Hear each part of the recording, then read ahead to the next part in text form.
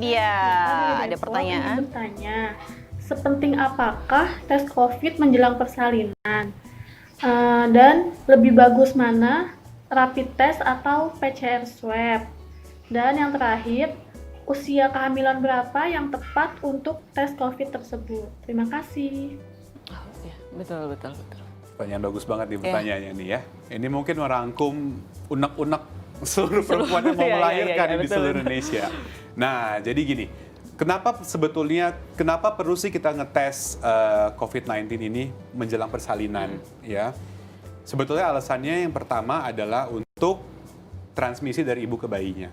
Karena sekarang ini sudah ada bukti bahwa ada kemungkinan COVID-19 itu menular dari ibu ke bayi. Statusnya adalah probable. Probable itu artinya masih mungkin. Apakah pasti belum tentu, tapi statusnya mungkin. Nah, yang kedua adalah untuk nanti bagaimana antisipasi pada saat setelah melahirkan.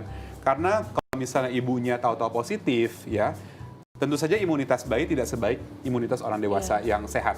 Jadi kalau misalnya ibunya tidak bergejala, tapi dia membawa virus, itu takutnya bisa nularin ke bayinya. Alasannya apa sih kenapa ibu hamil semuanya wajib di screening?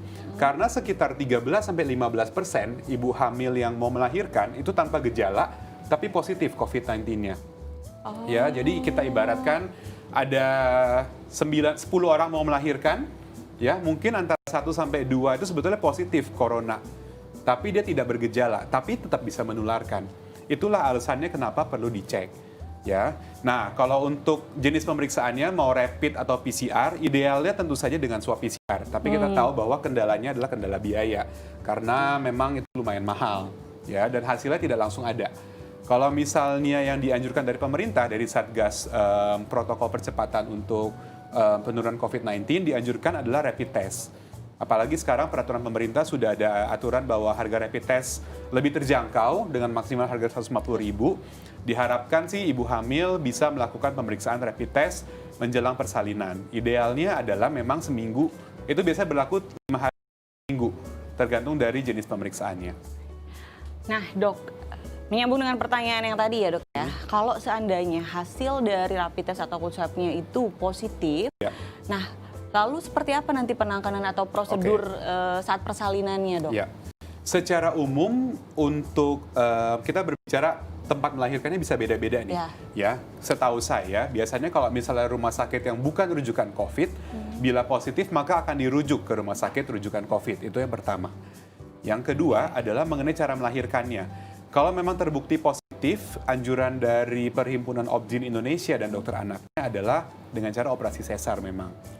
Wajib berarti operasi sesar itu wajib? Oh dianjurkan. Ya, tapi memang melihat kondisinya lagi. Tahu-tahu kalau misalnya datang pembukaannya udah maju, ya, udah tinggal melahirkan, udah tinggal ngeden lah ibaratnya. Ya mungkin ada beberapa pertimbangan. Tapi tetap penggunaan alat pelindung diri baik untuk pasien maupun untuk dokter dan tenaga medis yang menolong.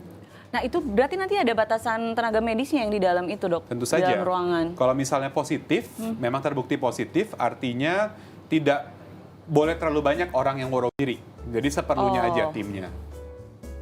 Nah, untuk keluarga sendiri itu gimana nanti dok? Dan si bayinya gitu. Nanti kan bayi kan otomatis dia udah keluar nih. Kemudian ada khususnya, kemudian berapa banyak keluarga yang boleh ada di ruangan tersebut gitu. Kalau untuk melahirkan, sekarang aturannya memang tetap pendamping hanya 1. Jadi tidak boleh terlalu banyak pendampingnya. Jadi yang ada dalam ruangan maupun di ruang tunggu, karena saat ini di rumah sakit juga belum ada jam besuk. Ya, jadi tetap penunggunya cuma paling 1 orang saja. Ya, jadi memang tidak boleh beramai-ramai. Pesan saya juga buat penonton semua, kalau misalnya nanti udah habis melahirkan, bayi dibawa pulang ke rumah, itu bahaya banget kalau banyak orang yang berkunjung, apalagi sampai gendong-gendong bayi, sampai cium-cium bayi. Itu kenapa? Udah ada beritanya kan kemarin bahwa ada bayi yang meninggal karena banyak setelah dikunjungi dan digendong-gendong orang lain ya. Dan memang terbukti bahwa orang dewasa itu kekebalan tubuh lebih baik. Jadi kita nggak sakit, kita niatnya mau sayang-sayang bayinya, tapi tak tahu kita bisa menularkan. Gitu. Tapi dok, biasanya nih ya kalau orang-orang itu kan masih kebiasaan nih mau nengokin bayi gitu kan kadang kita nggak enak sebagai seorang ibu gitu ya. Betul. Terus masa orang udah datang terus kita tutup pintu kan gitu. Itu enaknya gimana dong? Memang kalau seperti itu tuh susah ya, karena kan memang kita budaya orang Indonesia itu seperti itu. Saya kalau ke pasien saya mengatakan, misalnya nih kita tidak bisa mencegah, terutama untuk keluarga terdekat deh, misalnya kakek neneknya, atau mungkin ada om tantenya ya. Nah, mereka sebaiknya tetap isolasi dulu 14 hari sebelumnya. Jadi mereka juga bukan yang berkeliaran kemana-mana, terus nanti berkunjung ke rumah. Kalau memang mereka dedicated untuk nanti mau untuk merawat bayi juga, berarti mereka juga harus patuh untuk menjalani isolasi selama 14 hari sebelum melahirkan. Kalau tamu-tamu lain ya mohon maaf, saya yakin semuanya juga mengerti kok di masa pandemi seperti ini. Mudah-mudahan ya.